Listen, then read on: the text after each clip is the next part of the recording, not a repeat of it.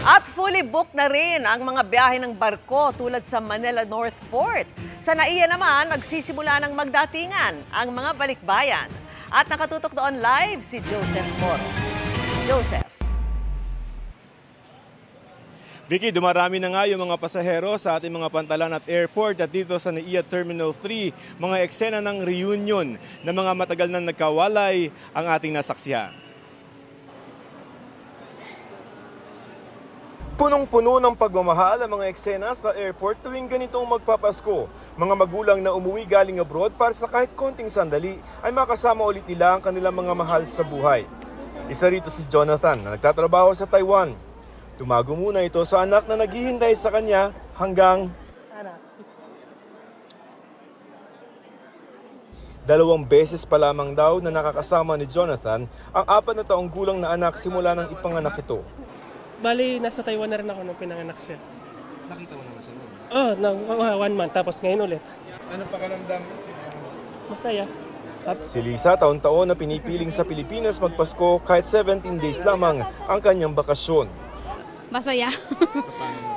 Kasama mo yung pamilya, syempre. Kung may mga dumarating, may mga umaalis din tulad ni Mang Boy na out of the country magpapasko dahil ililibre ng anak niyang nasa Macau para doon magbakasyon. Bakasyon sa Macau. Doon ka muna. Sarap naman. Ayon sa MIA, inaasahan nila yung peak o yung pinakamarami ng mga pasahero sa airport sa December 22 ngayong Christmas holiday.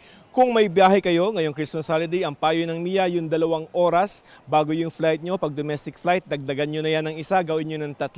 Para naman sa mga international flight, dati 3 lamang before yung flight nyo. Ang kailangan nyo ngayon, 4 na oras na. Pagtitiyak naman ng MIA, na-repair na ang baggage system at mga aircon para maiwasan ang mga aberya lalo na ngayong peak season. We have not received any reports of breakdowns, no? Okay.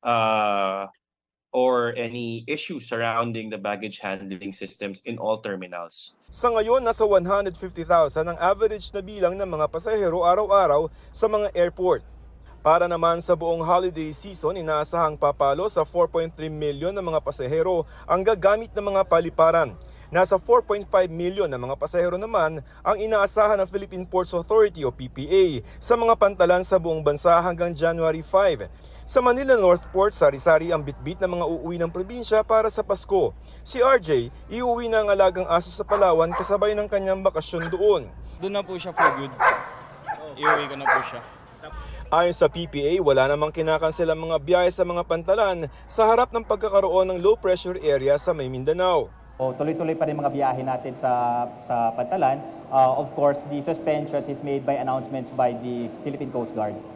Sa December 22, ang inaasahan din nilang peak. Ayon sa shipping company na bumabiyahe dito, fully booked na ang mga biyahe ng kanilang barko hanggang December 24. Wala namang biyahe sa December 25 at balik operasyon na sila sa 26 ng Disyembre. Vicky, sa mga sandaling ito ay kung makikita nyo wala nang patid yung dating ng ating mga kababayan na babiyahe palabas ng Maynila at December 22 mas lalala pa yan. Ngayon medyo may hirapan na kayo pagpasok pila ng mga sasakyan. Paalala mo ni Vicky, pag domestic flight, yung dating 3 hours yung i-allot, 4 naman para sa mga international flights. Vicky? Sige, maraming salamat sa iyo, Joseph Moro.